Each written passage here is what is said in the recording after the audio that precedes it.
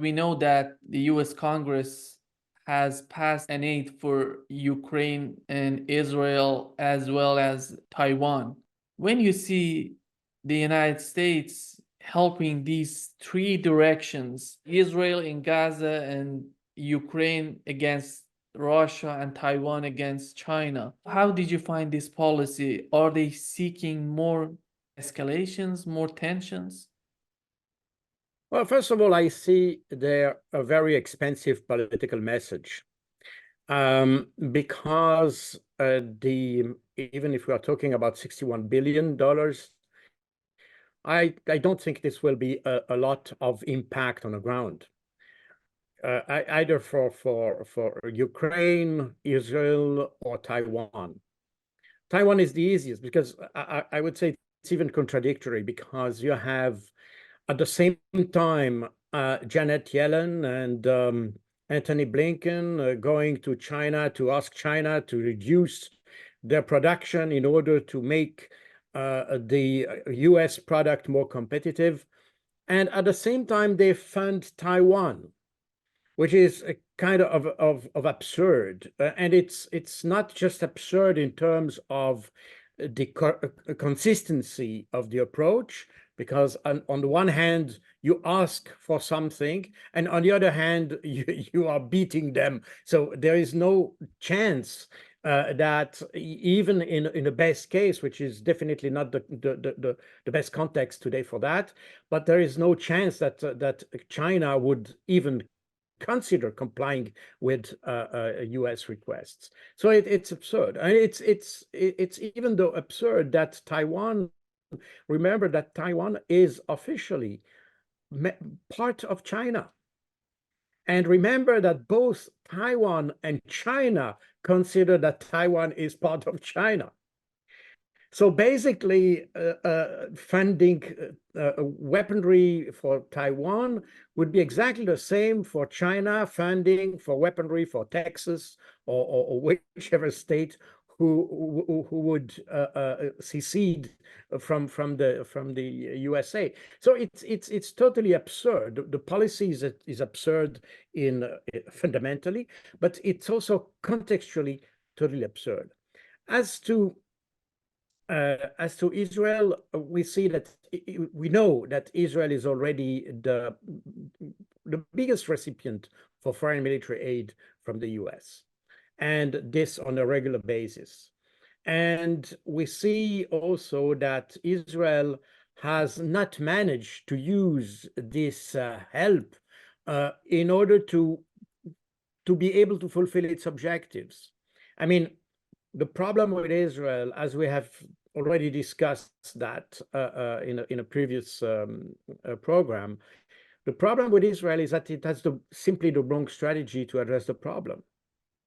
And instead of trying to find a real solution in the spirit of the resolution that allowed for the creation for Israel, which is Resolution 181 on 1947, sorry. Israel has consistently applied force, attacked all its neighboring countries, and in fact creating a situation where it needs more and more weaponry and to be more and more aggressive and to be deliberately more aggressive against all its neighbors. And we have seen the limit of that with the Hamas offensive on the 7th of October. And when I say Hamas offensive, I should say the Palestinian offensive, because Hamas was not the only movement involved in that offensive. That's the first point. The second point, we have seen that Israel is not a deterrent anymore, because Hezbollah has, since early October, by the way, has consistently attacked all the intelligence centers in northern Israel, and quite successfully, in fact. And the recent operation of Iran in against Israel as retaliation of the attack of Israel against its diplomatic mission in Damascus, we have seen that this operation was quite successful. And in fact, it demonstrated the weakness of Israel.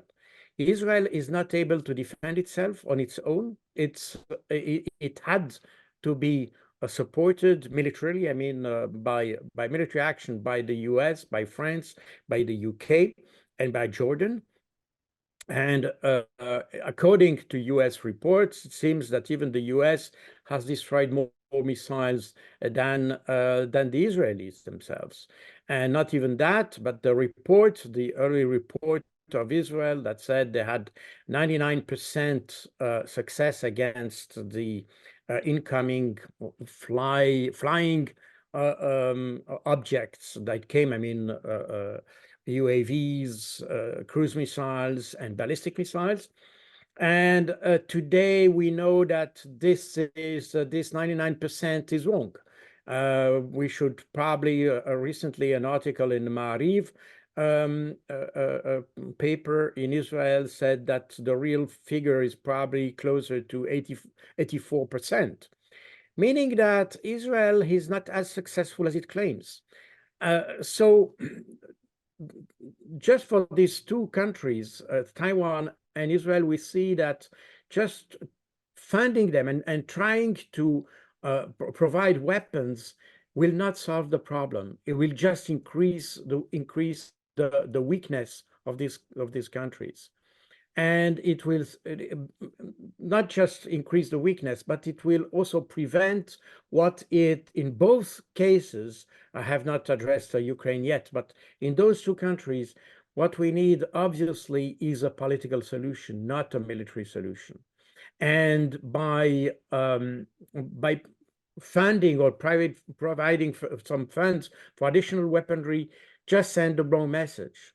The solution of these conflicts is or must be political, and there is no way they will achieve anything on the military side. In fact, in both cases, it serves the US interest, period. And the US will consider Taiwan and Israel as collateral damage, as they have done for Ukraine. And that's exactly the same with Ukraine, actually. We see in Ukraine, it's the case a little bit different because we have an ongoing conflict with operations on the ground. We have seen that since February 2022, the Russians are progressing. The only territories that was retaken by that were retaken by the Ukrainians were in fact territories that Russia was ready to abandon. That means that, and I have demonstrated that, for instance, for the area of Kharkov and in Kherson in October 2022, that these were the two areas of the Russian layout of troops that were extremely poorly manned. The Russians had almost no troops in those both areas because they didn't want to fight in these areas. So as soon as they had the first indication that the Ukrainians wanted to conduct an offensive, they preferred to withdraw their troops, keep their troops, maintaining their operational capabilities, but leaving the territory instead of fighting for something they didn't want to fight for. So this is exactly the opposite of the Ukrainian strategy in Bakhmut, for instance, or in Avdiivka and so on, where the Ukrainians stick to the ground, try to defend every square inch, but at a human cost, which in fact degrades their own capabilities. So the Russians are much wiser, and if we take apart these areas that were in fact given by Russia to Ukraine, in fact, Russia has been steadily successful and continues to be successful, and that will increase because the Ukrainian capabilities are even more reduced. They have even less personnel, even less equipment, and regardless of what the West can provide, they will not manage to equal the Russians. So, and then if we go into the more specifics of the bill that was, or the funding, better said, that was approved by House of Representatives, if we look at the funding, we see that this funding will, first of all, benefit the US military-industrial complex, primarily, meaning that this money will not flow towards Ukraine, but will flow in the US, will help probably to produce more weapons. But we also have to consider that the reason why the West was not able to sustain their production or their support, let's say the physical, the material support to Ukraine, is not because they had not enough money. It's not because they had not the political will, because this is absolutely, these two aspects are no problem in essence. I'm not saying that you can find billions everywhere, but in essence, if you want to pay for something, you can. The real problem is this is the industrial capabilities and industrial capacities. Since the early 90s, the Western military industry has significantly reduced, especially in Europe, not so much in the US, and that's probably the reason why the US is in a permanent war, so it's to maintain its military-industrial complex, by the way. But in Europe, it has significantly reduced, and not only that, but most of the factories that used to be state-owned until the early 90s have become private. Yeah. And the result of this is that if you have a state-owned company that produce weapons, tanks or artillery, usually very heavy hardware, like ships or things like that. If you have a state-owned company, this state-owned company will work on the principle of the national interest and the national needs. Once it's privatized, it will work under the principle of profit, which is very different. And the profit of a company may not match the interest of a state. Just consider the fact that, for instance, the ammunition, the 155 millimeter ammunition for artillery ammunition for Ukraine. We used to be able to produce a huge amount of ammunition during the Cold War, but now we are no longer able to do that. And the companies that produce those equipment, they're not so keen to develop new or to expand their production lines, because they don't know for how long this investment will last. You know, Ukraine is almost defeated, and some say it's defeated. Again, we should define exactly what defeat would mean and so on and so forth. Okay, we're not going into the semantics of that. We have to consider that sooner or later, Ukraine will fall, meaning that if you start to expand your production line for ammunition or tanks or whatever, just to sustain and support Ukraine, for how long are you making this investment? Because in a privatized situation, that's the investment of the company. You know, that's exactly, by the way, exactly the same system we have with LNG, for instance, in the US. The liquefied natural gas that Europe is in need of. It used to have those pipelines from Russia. So that was, in fact, an investment that was started in the late 60s of the 20th century. And basically, that was no cost. That was a cost, but the cost was already absorbed a long time ago. Now, if the US wants to expand its LNG production in order to fulfill the needs of Europe, it has to create new terminals in the US, and Europe has to create new terminals in Europe.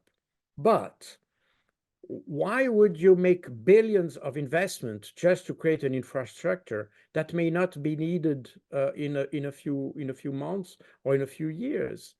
And not just because the situation in Ukraine, but because of the green movement and the environmentalists that say we shouldn't use LNG and things like that anymore, and so on and so forth. So why would you start to make big investments if you don't know for how long?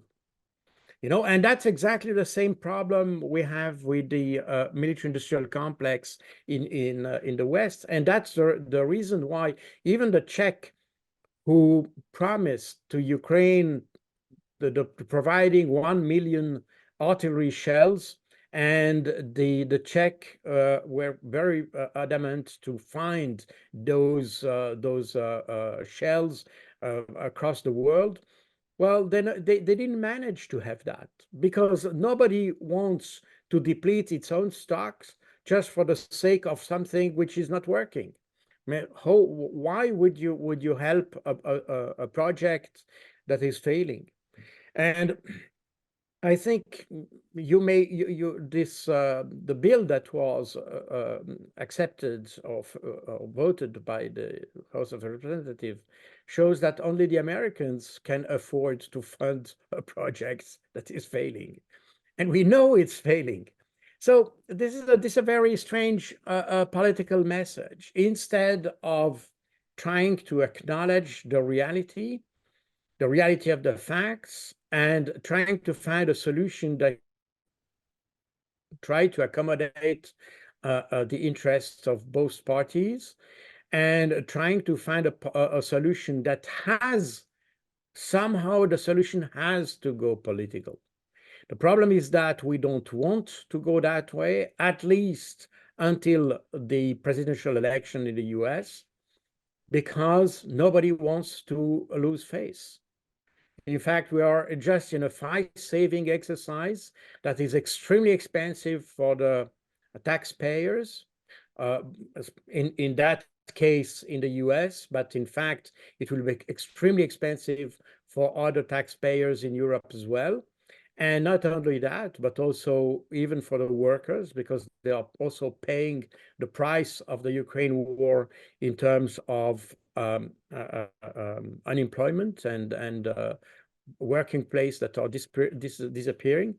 So we try to save face. That's all. But we know that has to be political, and that's the reason why we try those kind. It's also kind of a face-saving exercise, this peace conference that has been announced early January, because in early January, just before the World Economic Forum, I recall that the Zelensky had asked the Swiss government to organize a peace conference just before the WEF. And this peace conference was an absolute failure. And that was predicted, because you cannot have a peace conference that has only one party present. If you don't have the Russians, there is no way you can have a deal. This is just common sense. The problem is that Zelensky managed to convince the Swiss government to repeat this exercise in July with another peace conference based exactly on the same plan, because what will be discussed in July in Switzerland will be the plan that was proposed by Zelensky, which is totally out of any reality. I mean, basically, it's a plan that asks Russia for capitulation, which doesn't make any sense. And not only that, but in addition to that, once again, Russia is not invited to the conference. So there is no way we can achieve anything. So we are definitely trying to have some kind of show of activity. I would not even talk about show of force, because we just show weakness, in fact. So we are doing exercises that are very expensive, but we know that will be no result. So it's a kind of totally surrealistic exercise that we are doing. And this the bill, because you asked about this bill, is exactly in the same line. There is no stated objective for that. There is no stated objective to what we want, what we want to reach with Ukraine. There is no objective in terms of what do we expect for Ukraine? What do we expect for Russia? How do we want to solve the crisis? There is not even an idea, because we were so convinced that Ukraine or Russia will lose, that there was absolutely no sense that it was an idea to solve the problem politically, because it couldn't be otherwise as a defeat of Russia. Therefore, no need to study anything else. So we are exactly in this kind of dynamics, which is totally out of any kind of reality. And that's my reaction. I'm a little bit confused about the quality of our politicians, that they are not able to identify the realities. They are not even able to, let's say, to put the policy or foreign policy in that case in tune with the reality. There's a total disconnect between what the politicians think and do and the reality on the ground. And that's exactly what is costing today so many lives in Ukraine, so many lives in Palestine, and may cost so many lives in China as well. So we are in a world of people who think it's a wishful thinking kind of policy, and this cannot work. We know that when they're talking about Zelensky's peace plan in Switzerland, they want to talk about this. And we know that after May 21st, Zelensky would not be the president of Ukraine. And why they're insisting on Zelensky's peace plan if nobody is accepting this, nobody sees this peace plan as a viable choice to go ahead to find some sort of permanent solution to the conflict in Ukraine. Because the mindset, it seems to me that the mindset in Washington and in the European Union is totally in line with Zelensky's one. Here comes this question: if Zelensky's, after May 21st, Zelensky would not be the president of Ukraine because his term's gonna end, And how about what would be the next step on the part of Washington and European Union? Well, I think it goes a little bit beyond Zelensky. Today, Zelensky has been portrayed as the national, even worldwide hero, and he is a kind of a symbolic figure for the fight between the West and Russia. Basically, we could say that. But he could be easily replaced, in fact. And so I think it goes a little bit beyond that. In reality, since that's what I'm saying, and that was in my first books, by the way, about the Ukrainian conflict. The issue in Ukraine has never been about Ukraine. It's always been about weakening Russia. That's exactly what is written in this Rand Corporation study, Extending Russia, competing from advantageous ground or something like that. I don't remember the second part of the title, but the first part is Extending Russia. Was published in March or April 2019. And it explains exactly what the US expect from a conflict with Ukraine, with Russia. And this report mentions using Ukraine to that end, to the end of weakening Russia. And even in this report, and for those who you can download this report, it's about a 300 pages report. where the main aspect of the U.S. strategy towards Russia is described. You have 6 main points that, if you follow the international political situation since 2 years, you can see all the 6 points have been filled. So this is definitely the plan. But interestingly, in this plan, and if my memory is good, it's on page 100 for those who download the document. You can see under the chapter risks, it says that applying this strategy may cost Ukraine to lose a lot of people, to lose territory, and to be pushed towards a very disadvantaged, unfavorable peace negotiation.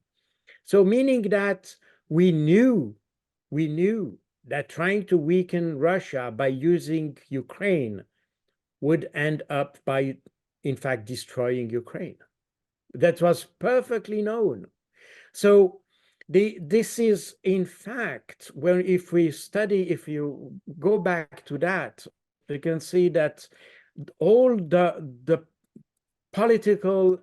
Western political activities, which, by the way, since 2 years, we think there's almost only Ukraine, because the foreign policy of Europe, for instance, is totally absent from the Middle East conflict. They're focused on Ukraine. They're focused on trying to gather the rest of the world against Russia. That was the main focus of the Western diplomacy for the last 2 years. As a result, they are totally unable to cope with other problems in Africa, in the Middle East, and somewhere else, because they are not prepared for that. They just focused on one issue, and that one issue was defeating Russia. And this shows the weakness of politicians who are not able to understand a problem from an holistic point of view. They see just one approach. It was using Ukraine to destroy Russia, whatever it costs for Ukraine. And by the way, remember what people like Lindsey Graham and others have said in the US, that in fact, the funding the war in Ukraine is a very good investment, because so you can fight Russia without spending any US lives. It's just cynical. It's a totally cynical approach. All our Western government, including mine, which is the Swiss government, by the way, which has, in the wake of that conflict, has abandoned his traditional neutrality policy, by the way. You know that until October 2022, Switzerland was the country that had the most sanctions against Russia.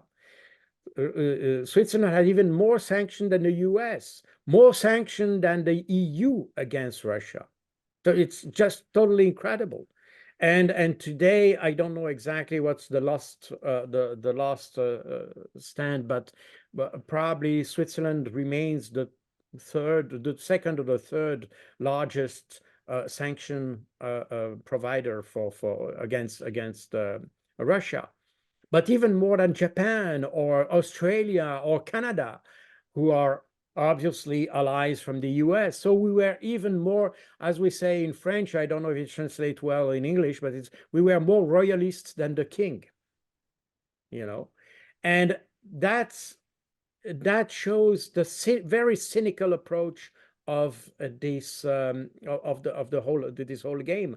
And in addition to that, coming back to Switzerland and its neutrality, you know, the US has never appreciated the neutrality as a concept.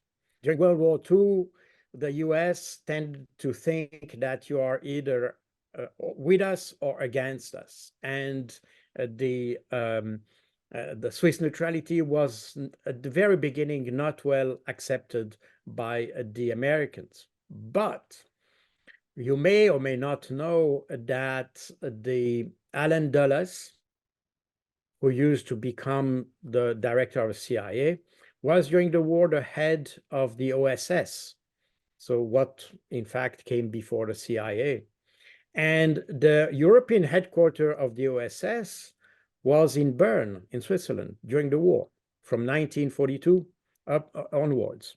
And from Switzerland, the resistance operations led by the OSS, the British SOE and MI6, as well as the French BCRA, they were in fact made from Switzerland.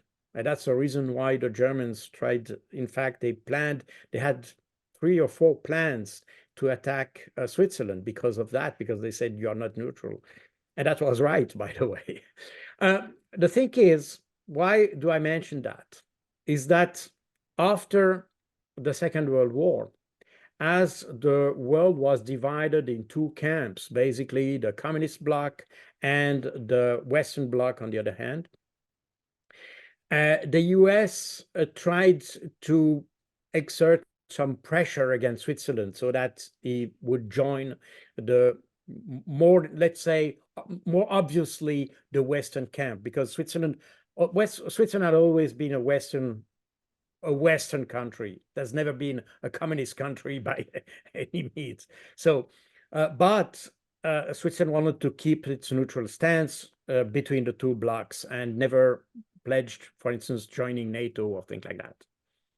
And during the Cold War, the US tried to exert pressure on the Switzerland so that it could join NATO also. But Alan Dulles said, no, we shouldn't force the Swiss to join NATO, because the Swiss neutrality it's a good opportunity to have an escape ramp if we needed to. And in fact, you may remember that in the 70s and the early 80s, all the negotiations about nuclear disarmament and even conventional disarmament, in fact, happened in Switzerland. And because it was a neutral country where people could, in fact, discuss in a very calm environment and have real negotiation and be, let's say, without any pressure from any side. And that's why I always considered Swiss neutrality as very useful for the international community, not just because the neutrality in itself, but because a neutral country helps to be a mediator in difficult situations. By the way, Switzerland represents Iranians' interests to the US, and vice versa. Switzerland represents US interests in Iran. The same thing applied to Cuba, for instance. So that means that when 2 countries or 2 parties don't want to communicate with each other, a neutral state is very useful to have kind of an exit ramp or something, a way out of a situation which is totally blocked. And that's the reason why I'm very confused with this idea of Switzerland to abandon its neutrality policy.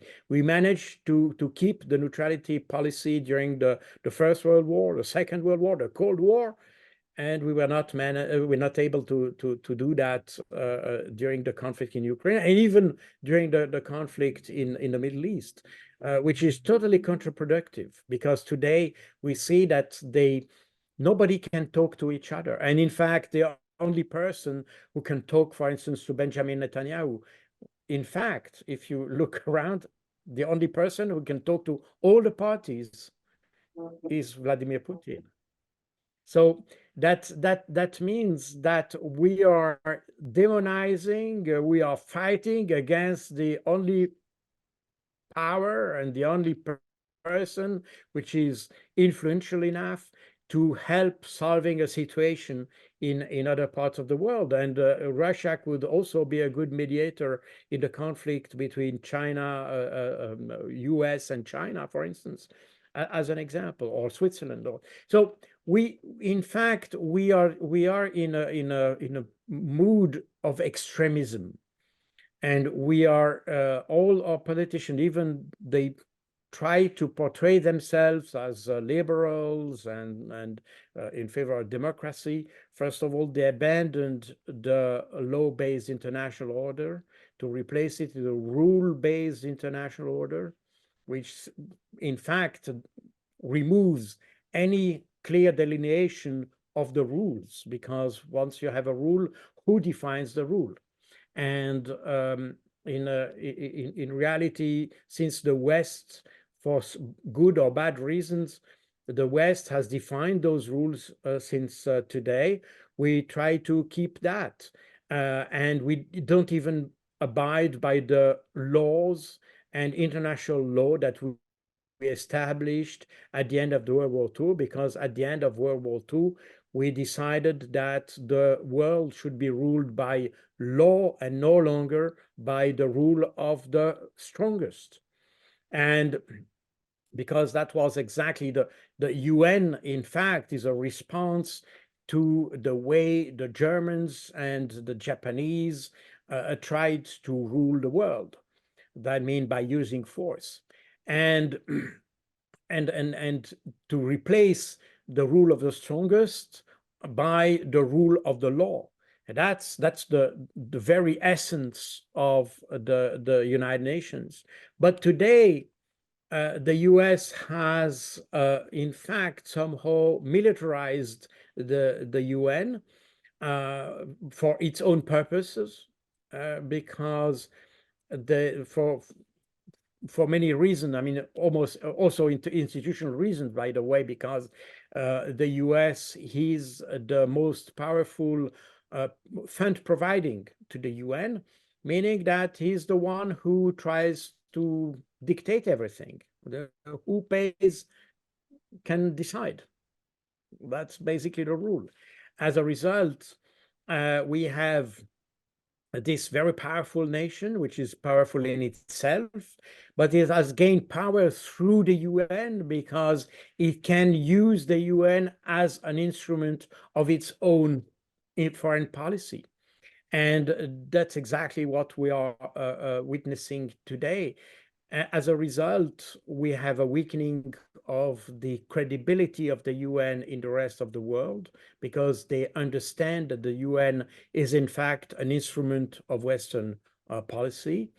And that gives the importance of something we have already addressed in this program, which is the role of the BRICS, and kind of an alternative association of states who wants to have relations which are based on the rule of law and not on rules. And that's probably the sad part. I mean, it's probably not sad for those countries, because the reason why they joined and tried to reinforce their association through the BRICS or some other organization, but because I don't know how the BRICS will evolve. Basically, the BRICS was initially 5 nations, and today it's becoming a multi-nation organization. So it remains the BRICS, but let's call it the BRICS. But the reason why they developed the BRICS is that because they felt the necessity of being immune, or let's say more immune against the pressure of the West. You know, if you see, for instance, the pressures that countries like Mexico just receive, not to build car companies or car production plants on their soil, the Chinese production plant, I mean, because that would disturb the US. So, you know, this is a totally internal matter in Mexico. But again, because the US is so powerful and can afford to dictate its own conditions to its neighbors, we have a situation where de facto these countries are left alone in front of this very mighty power. So there is a need to have a counterweight to the Western power. And by forgetting, not forgetting, but by abandoning the law-based international order, we created the conditions for having alternative systems that emerge, and that's exactly what we see with the BRICS. So I think it's a very sad situation that we have.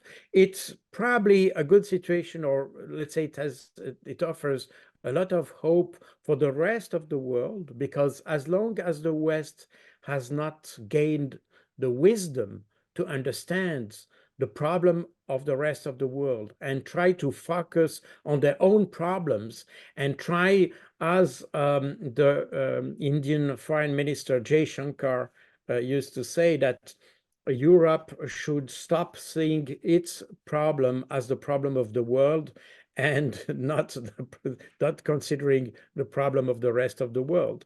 So this is it's a totally selfish behavior of the West that needs to be broken down. And on that sense, it's probably good that to have the emergence of these the rest of the world. On the other hand, the way it happens and the confrontational context in which it appears is a little bit sad, because we could have done that by being a little bit more insightful and probably more open to other mentalities, other cultures, and all that. But I think the West is an imperialist organization in all the sense of the word, unfortunately. You talk about Ukraine and how differently the West is behaving when it comes to this conflict in Ukraine. We know we've learned recently that Ukrainian soldiers are surrendering, and even Azov battalion, they're not willing to continue this war. When it comes to this fund going from the United States to Ukraine, when we know what's the situation on the ground in Ukraine, even Azov battalion, the far right part of the army of Ukraine, is not willing to continue this war. How is that even possible to continue this war? Because that would be a catastrophe for the future of Ukraine. Well, absolutely, you're absolutely right. Now we have to consider that my personal view is that whatever, in terms of fund, whatever fund comes to Ukraine, it will just go in the pocket of some individuals. And those individuals, for that particular reason, are so keen to keep the conflict going, because, and we have seen that, by the way, you have a lot of reports of individuals who have bought huge properties in the West and in the US and things like that. So meaning that a lot of those guys will have a nice retreat in some huge properties in somewhere in the world, in Italy or in Spain and in the US or wherever. So we are just funding corruption. That's my personal view, because the money that will finally reach Ukraine will not be sufficient to reverse the situation. You know, the Ukrainian army was, in fact, even if it was much stronger 2 years ago, it was not able in any situation to fight the Russians successfully. Maybe it could have done a little bit more damage to the Russians, and maybe okay, but we are talking about a number of casualties, but that's all.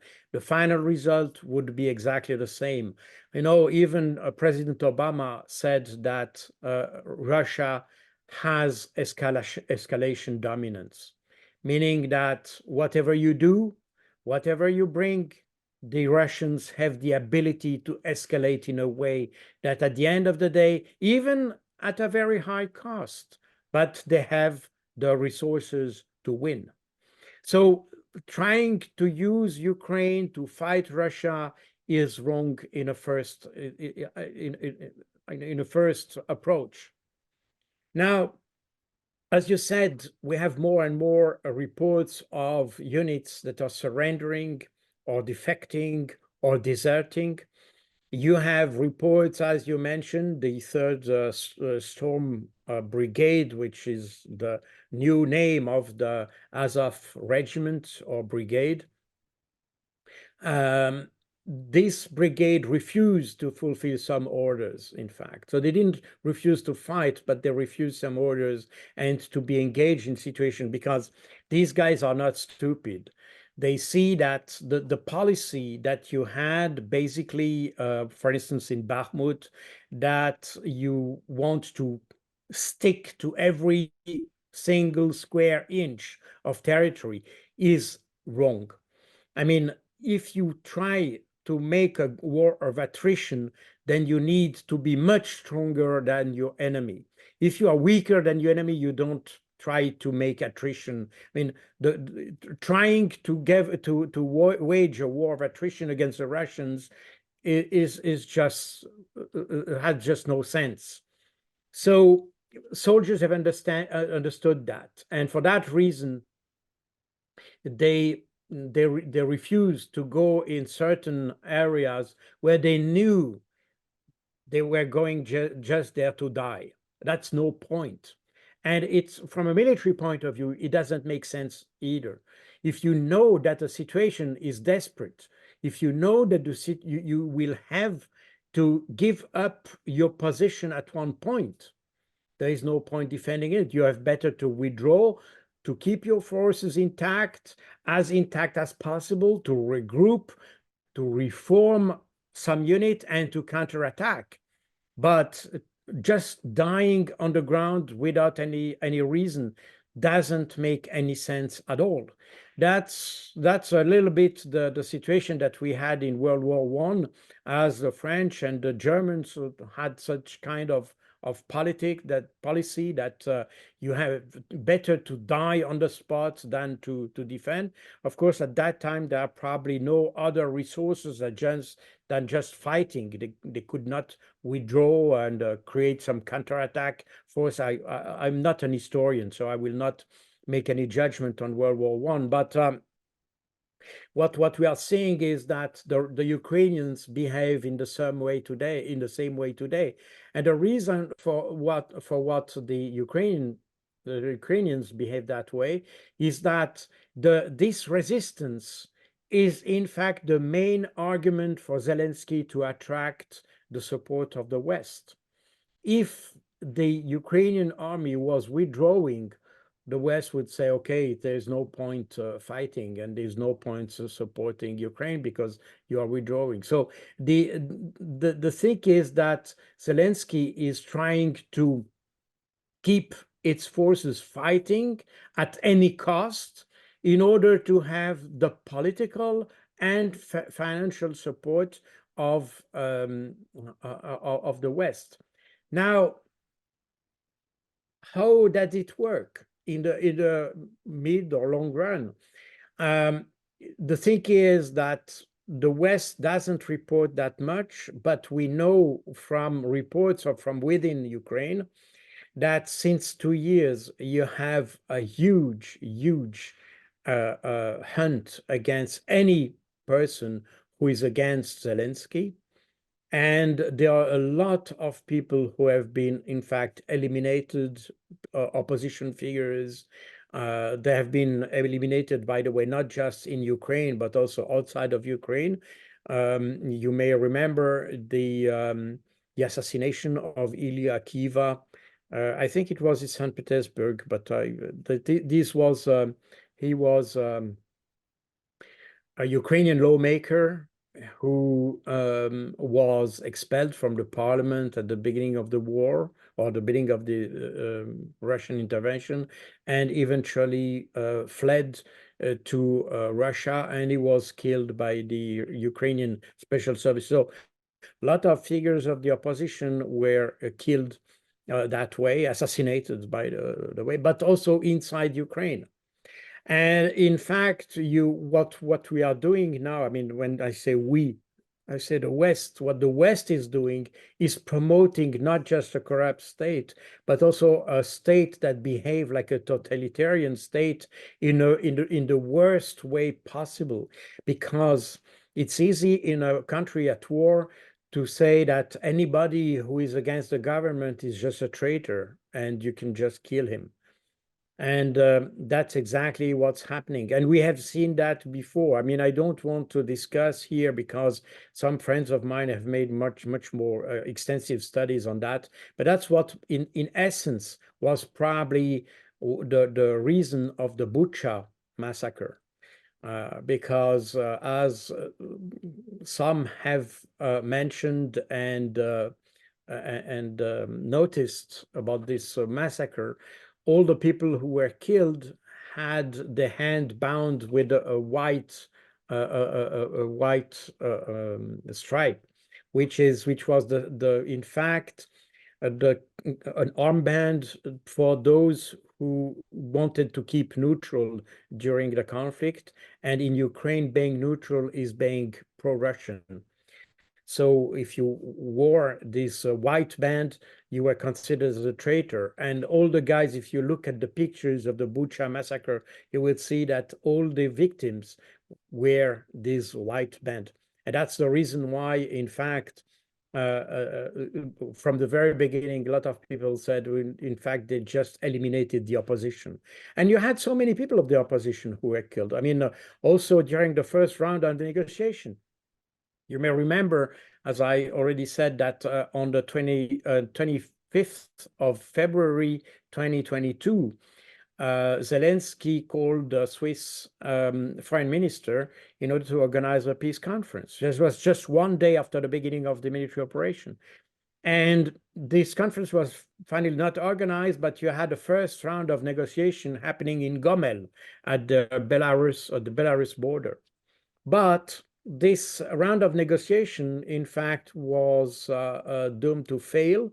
And in reality, the negotiators, those on the Ukrainian side who participated in the negotiation, were simply assassinated. Simply. And that's not a kind of conspiracy theory or thing like that, because this was confessed early last year by Kirilo Budanov, who is the chief of the Ukrainian military intelligence. And he said that bluntly, that was in the media. So we know that there is kind of epuration, cleansing. Sorry, epuration is French. It's a kind of cleansing that has been waged in Ukraine since the beginning of the military operation in order to eliminate all those who were in favor of negotiation. The same happened to the mayor of Gostomel. Gostomel is the place where you had this very small airborne operation at the very beginning of the military operation. You had 200 Russian parachutists who took over the military airport of Gostomel. And the mayor of Gostomel, since he didn't want to have casualties among the population, he tried to get in touch with the Russian military there, and he tried to have an agreement with them in order to save the Ukrainian population. And this guy was killed by the Ukrainian special services.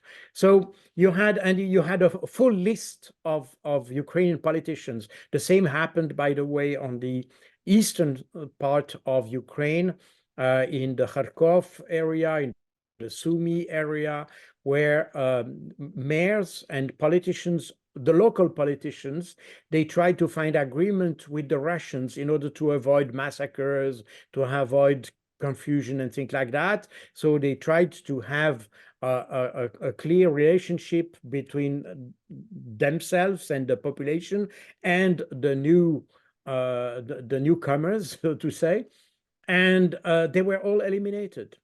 So you have, since the very beginning of this operation, you have not an ethnic, but a political cleansing made by the Ukrainian government to eliminate all those who were in favor of any negotiation. And that will continue. And you have units for that, by the way. You have reports indicating that the UDA is the Ukrainian Volunteer Army. Ukrainian Volunteer Army is an army which is derived from the private sector. Private sector is a extreme right-wing party, which could be qualified as neo-Nazi. And his leader at the time, Dmytro Yarosh, said in the Ukrainian media, he said just after the election, 1 month after the election of Zelensky, that was in May 2019, he said in the press that if Zelensky would negotiate with the Russians, he would be killed. And that's so that means we know exactly how things would go. And today the UDA is an army, a separate army in the in Ukraine. You know that you mentioned the Azov regiment, the Azov brigade. In fact, it was more than a brigade, in fact. And this brigade used to be a paramilitary force. It was integrated in the territorial army of the Ukrainian armed forces. So it was not the active army, but kind of a National Guard, if you want. And as it was renamed and restructured as the 3rd Storm Brigade, the one you mentioned recently, who refused orders and all that, this Azov unit was then integrated into the Ukrainian army. So under the command of the commander of the Ukrainian armed forces. The UDA is not subordinated to the Ukrainian army command. So it's a totally independent army in the in Ukraine. And it doesn't belong to the Ministry of Defense. It's totally independent. And it is used to eliminate those guys who want to desert and all that. So that means that there is a kind of order which is maintained by those guys. They're in fact, they are behind the troops, and they kill those who withdraw. So basically. And there are many reports that that explains that, and that explains also why you have so few people who withdraw, but a lot of people who prefer to surrender to the Russians. So they escape to those guys who would kill them, and they're probably better off surrendering to the Russians. So we are in a situation where definitely there is, I think, the support, the popular support to Zelensky is extremely weak. There's a situation where they are forced to fight because they are not provided with any alternative, and they are not provided any alternative by the West, by the way, because the West refused. I mean, the West, in fact, sabotaged the first negotiation in Gomel that I just mentioned before. They sabotaged the proposal that was made by Zelensky in March 2022, the famous proposal that the Russians agreed to discuss, but that was the West who, in fact, forced Zelensky to withdraw that proposal. And even the West was instrumental. I mean, not instrumental. They forced the Ukrainian not to participate in a first attempt of negotiation that was organized by Erdogan in August 2022, where Erdogan proposed to have a meeting between Zelensky and Vladimir Putin. In a first step, Vladimir Putin was not so keen to accept the participation to this summit, and after a few days, he accepted, he changed his mind and say, okay, I'm ready to do it. And then Boris Johnson again came to or flew to Ukraine and convinced Zelensky not to do this summit, and he made public statement against any kind of dubious agreement or thing like that. So meaning that the West, in fact, forced the Ukrainians into only one way, and that way is fighting. Because, again, I repeat what I said, the name of the game for the West is not to help Ukraine, it's to weaken Russia, whatever it costs for Ukraine. And that's what I think it's totally tragic for Ukraine, is that Western politicians, all of them, all those guys who are in power in Europe, in US, in Canada, are people who have in fact accepted that they will sacrifice the Ukrainian people just for the sake of weakening Russia. And the worst thing of that is that, in fact, it's not even working. So as a result, not only Russia is improving, it's in fact comes out of this conflict strengthened economically, militarily, and politically, and also its credibility has increased. And at the same time, Ukraine is depleted, has almost no economy anymore, has lost its army, and so on and so forth. So it's an extremely cynical policy that we have applied to Ukraine, which is in fact a murderous, I would say even criminal behavior of Western governments, all without any exception. Without any exception, or probably the exception of Hungary. I have to be honest. The Hungarian are probably the only ones, although it's interestingly enough, the Hungarian is in fact the only one who have a problem at stake in Ukraine, because they have a minority, a Magyar minority in the very western part of Ukraine, which has been totally mistreated by the Ukrainians since years. And in fact, Hungary has complained several times to the European Union, to the Council of Europe, in order to find a solution for its Hungarian minority in Ukraine, who were deprived for their right, for human rights and things like that. And that's the reason why Hungary is so critical about the Western and especially European policy towards Ukraine. And so that means that Hungary knows exactly what is at stake in Ukraine, what is at stake for its own minority in Ukraine.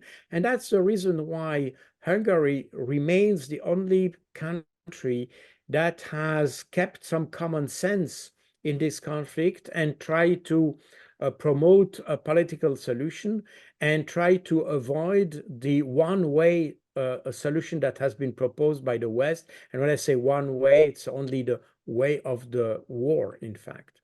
So we are, but beyond, with the exception of Hungary, all other countries, in fact, sacrificed deliberately, I underline twice, deliberately, Ukraine for their own, in fact, fantasy, I would say, because this idea of weakening Russia is a fantasy, as we can see today. In your opinion, if Russia takes Odessa, Nikolaev, and Ukraine ends up to be a landlocked and with no access to the Black Sea. On the other hand, we have these various ethnicities in the western part of Ukraine. As you mentioned, Hungarians, Romanians, Polish people. How do you see the future of the western part of Ukraine if Russia takes Odessa? It would be a landlocked that cannot survive. And how these people would behave in that scenario? Well, that's a very interesting question. In fact, it's a scenario. I mean, already scenarios that have been outlined already at the beginning of the conflict. And you may remember that even Medvedev, although Medvedev is a little bit extreme in all he's saying, but interestingly enough, he produced I think it was at the end of 2022. I may be wrong on that, but I think it was at least last year or end of 2022. He produced a map of the possible situation of Ukraine after the special military operation, where in fact you would have the whole south and east of the country that goes back, I would say, to Russia. But then other countries would then come to Ukraine to reclaim the territories they are claiming as their own. Like Poland has always claimed that the western part of Ukraine is Ukrainian, and in fact, ethnically, it's a population which is very close to the Poles. You have also a small part in very close in the northern border, which is close to Belarus. And of course, you have places in on the into Transcarpathian, which is which could be claimed by Hungary. And you have very small part of country that could be claimed by Romania. So meaning that assuming that the government would collapse in Ukraine, because that's one of the possible consequences if Russia reaches or reconquers Odessa and the west, the southwestern part of the country, let's say. If it happens, that may lead to a collapse of the government. And by the way, we know there have been several threats against Zelensky himself, and there is some possibilities. There have been some rumors about coup attempt in Kiev, and that may well happen in the coming months. I have no crystal ball. I can say it will happen, but that would be no surprise if it would happen. Would that happen? And depending on the government, we may well have the temptation from countries like Poland, for instance, to enter Ukraine and try to, not in order to fight against the Russians, but in order to stabilize the situation in Ukraine. And by stabilizing the situation in Ukraine, it would, by the same token, take the territories which it claims to be its own. You know, don't forget that Poland has a project which is the Intermarium. Intermarium is a very old project that was outlined in the 30s in Poland. That's basically the reconstruction of the former, that was a principality, I think, Poland in the 18th century or 17th century, in 17th century, I think. Again, I'm not an historian, so I may be wrong on that. But the fact of the matter is that Poland was a very huge country at that time that ranged from the Baltic Sea to the Black Sea and to the Mediterranean. And this is these three seas, and there is this still this initiative of the three seas.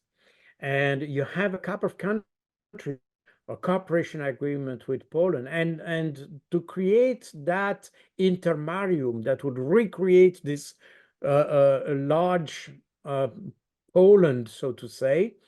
This policy has been a foreign objective of the Polish foreign policy since a couple of years.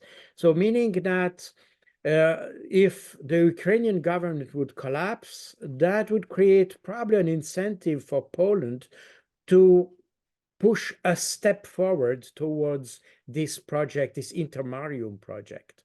And by the way, if you look at the project of Intermarium, which is kind of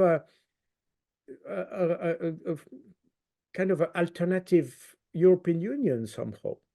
This was supported, if you read the manifesto of the Azov regiment, which is extreme right-wing, by the way, as we have said. If you read the manifesto of these guys, the same as the private sector, if you read the manifesto of this movement, they abide by this idea of being part of the intermarium explicitly. So meaning that we are facing here a temptation to recreate some kind of alternative Europe that would be kind of a right-wing Europe, in fact.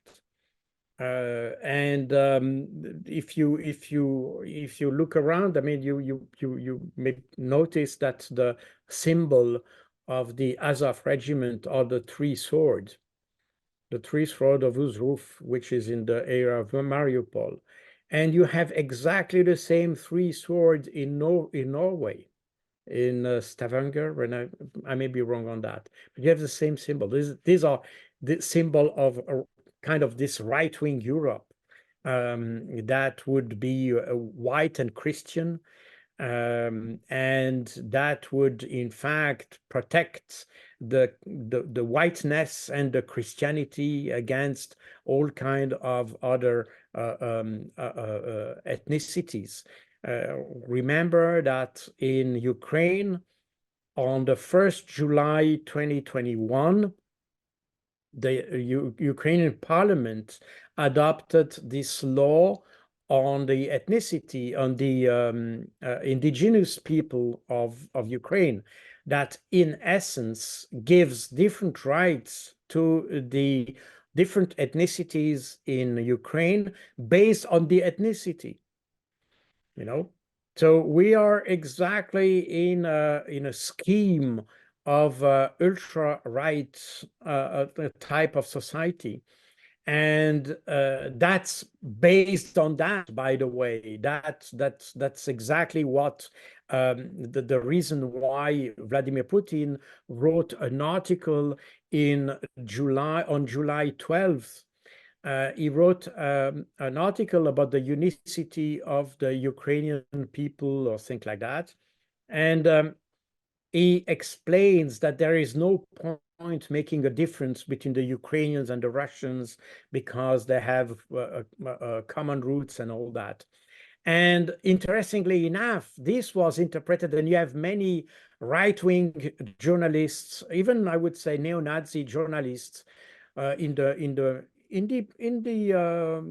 mainstream media in Europe, Switzerland as well, by the way, who an explanation that Putin didn't recognize Ukraine, but it's absolutely not the case.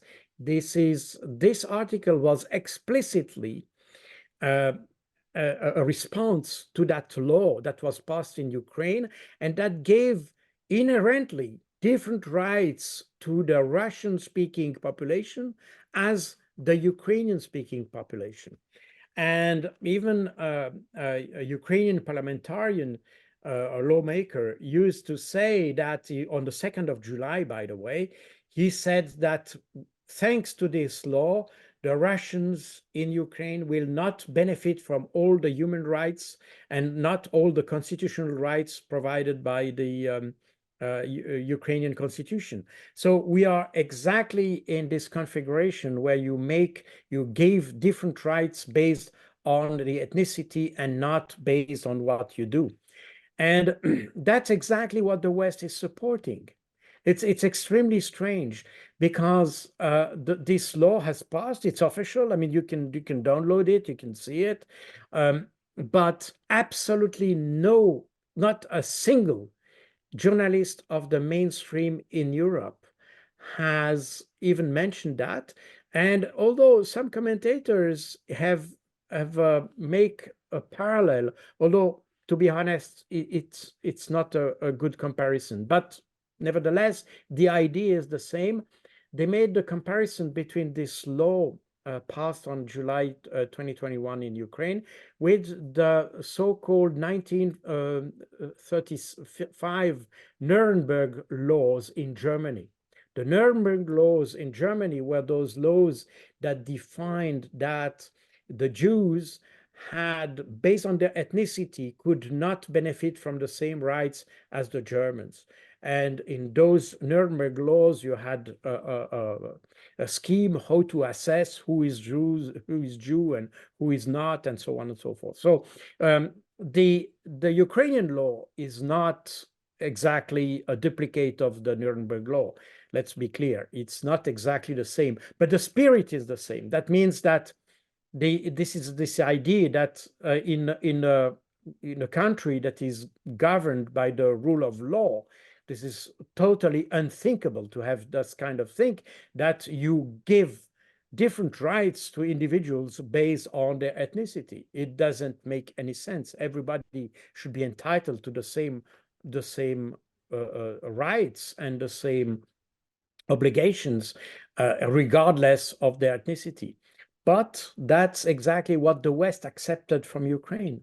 So we are in supporting a country that inherently carries its own defeat, in fact, because I think when you start to have a country that gives different rights to population, first of all, you alienate from yourself, you alienate all the population that have not the same rights. And that's exactly the reason why the Russians have, and I'm not, when I say Russians, I'm not talking about Vladimir Putin, but I'm talking about the Russians, the Russian population has a lot of compassion for the Donbass, their Donbass brothers, because they feel exactly the same thing. They feel that it's totally inhuman to give different rights just because they are Russians.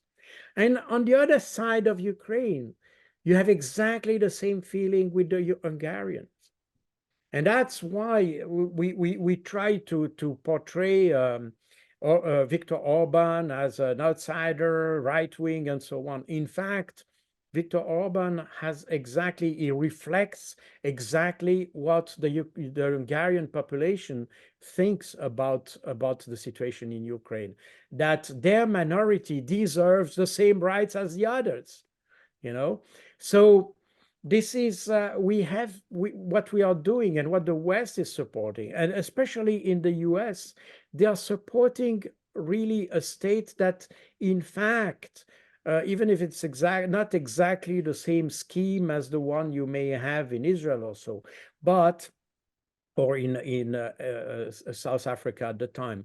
But it's a kind of apartheid when you start to discriminate between your citizens according to their ethnicity. We are talking about a form of apartheid. And that's exactly the problem. And that's exactly the kind of government that we support. And hence, this narrative we have to insist on the fact that Ukraine is democratic and all that. And I think the more we repeat that, the more we feel it's not deserved. And it's exactly as we say, unprovoked. When we talk about the Iran war or the Afghanistan war, nobody talks about unprovoked, you know? So that means that the fact that we're insisting on the word democratic for Ukraine and unprovoked for the war, in fact, just point at the fact that it's exactly the opposite, the reality. That's exactly what we have. And in fact, it's demonstrably that way. So to come back to the initial question of the funding of Ukraine, I think it's somehow it's tragic that we are not able in the West to identify a way out of the conflict without going through war, because we know that it's pointless. And again, it's even more pointless than Russia is in fact strengthening. It become even stronger, and it had gained a lot of credibility in the rest of the world, but because it has the courage to stay and to stand against the West. So in fact, Russia has been kind of a symbolic representation of what a lot of countries, especially I'm talking, I don't know much South America, but I know quite well Africa because I've spent almost 6 years of my life there.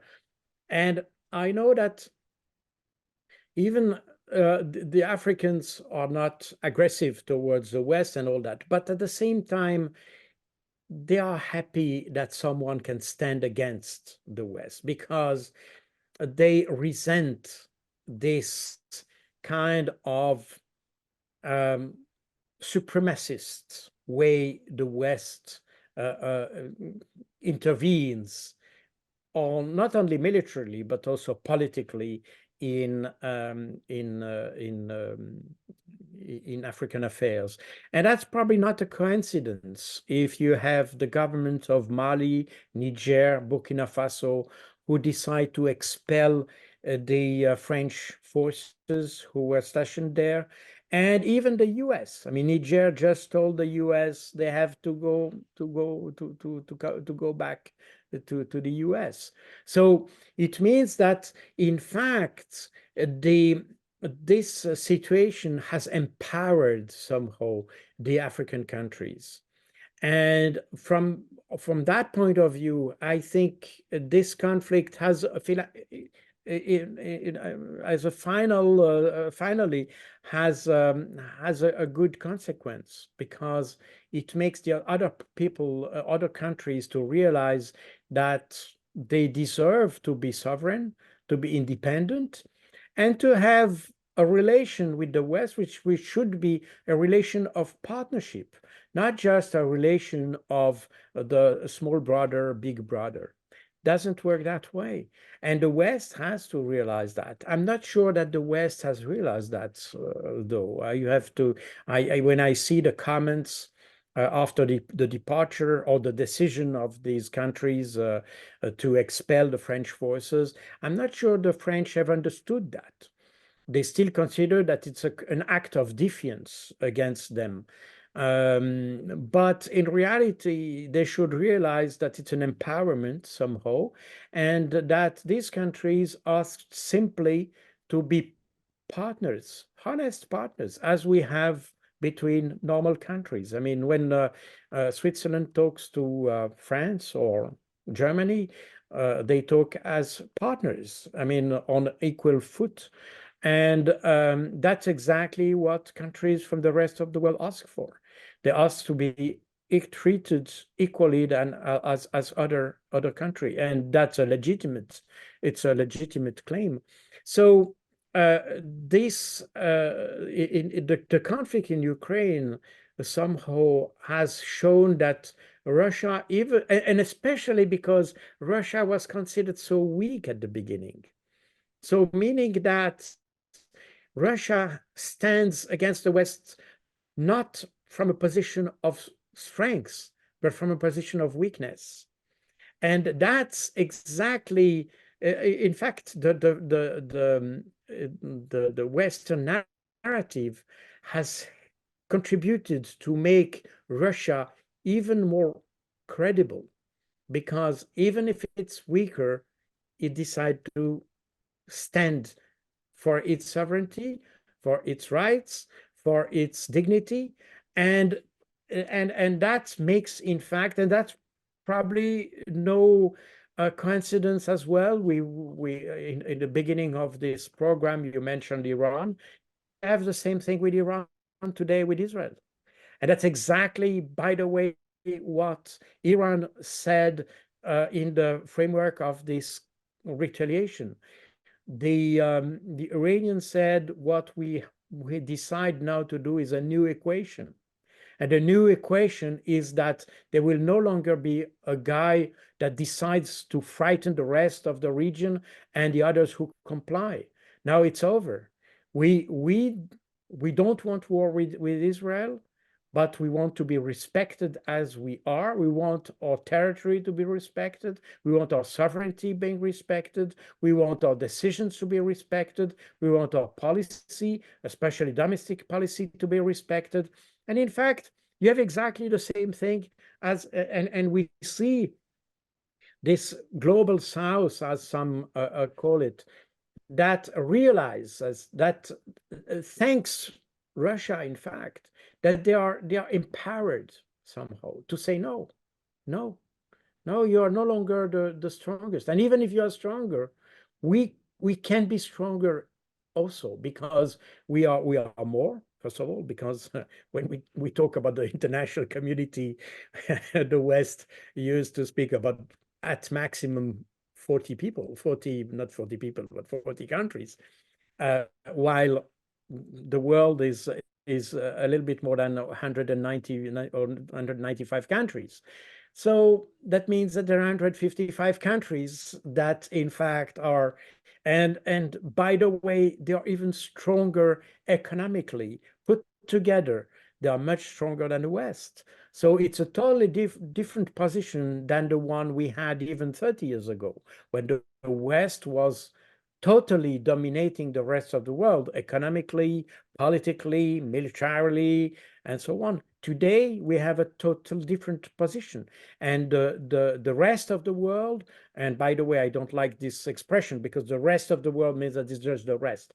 But let's say the global south, to be more respectful for these 155 countries. But the rest of the world today counts economically, militarily, much more than the West. And we see that even with the so-called best technology, Israel is not able to stop an Iranian, just a warning, because what Iran has sent is a warning shot. That's all.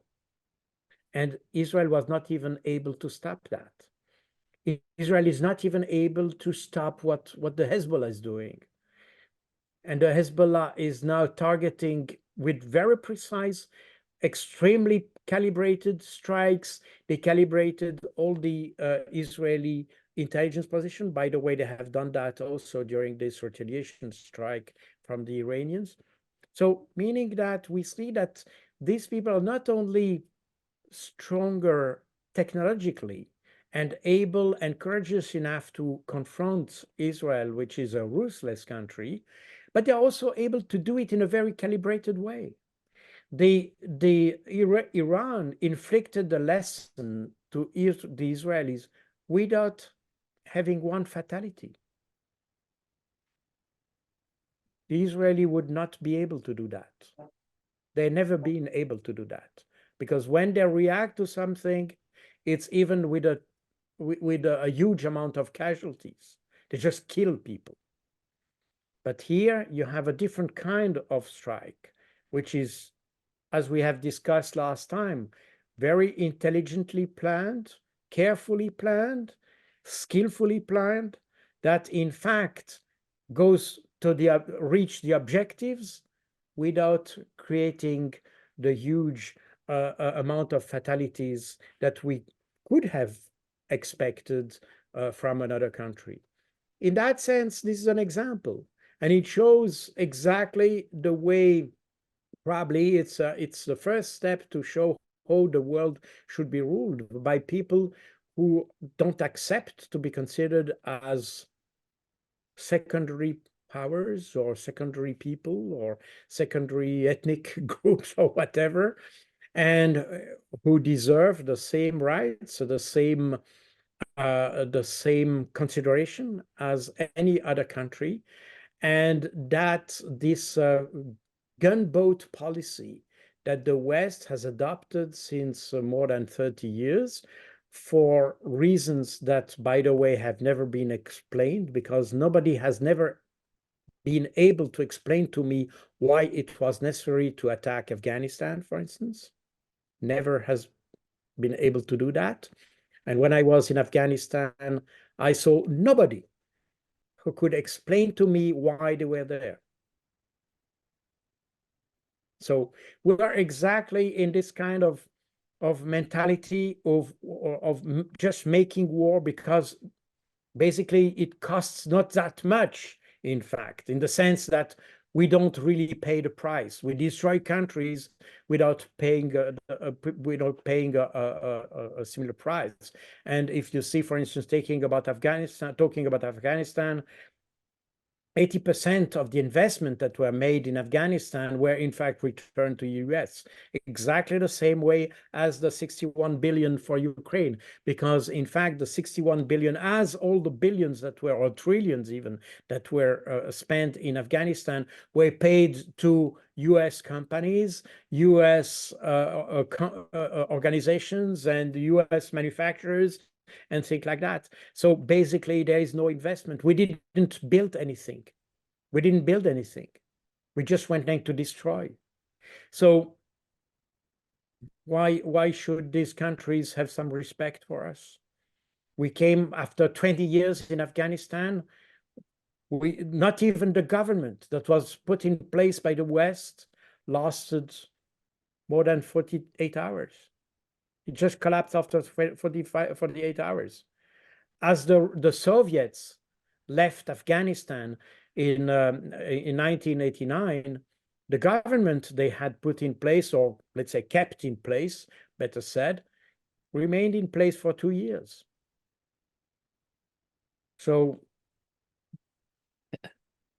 if you just look at that, you can see, what have we done? And the Russians have not done all the destructions that the West has done.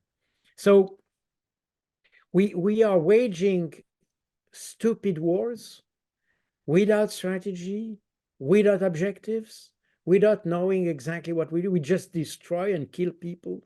And that's exactly what people used to tell me as I was in Mali. I talked to Malian military, and I say, well, what the French are doing there? They're just killing people, that's all. But they are not solving the problem. It's exactly what the NATO and the US have done in Afghanistan or in Iraq. The only result of having the war in Iraq was to create the ISIS. That's all. We destroyed Syria, we destroyed Libya, and by destroying Libya, we destroyed the balance of a whole region. But because everything we are witnessing today in the Sahel region, all these tribes that in fact were supported in a very fragile balance by Gaddafi, all these tribes were loose as Gaddafi died. As a result, they started to make their own fight, and that created the situation we have now. So in fact, we destabilized complete regions for no reason. Absolutely no reason.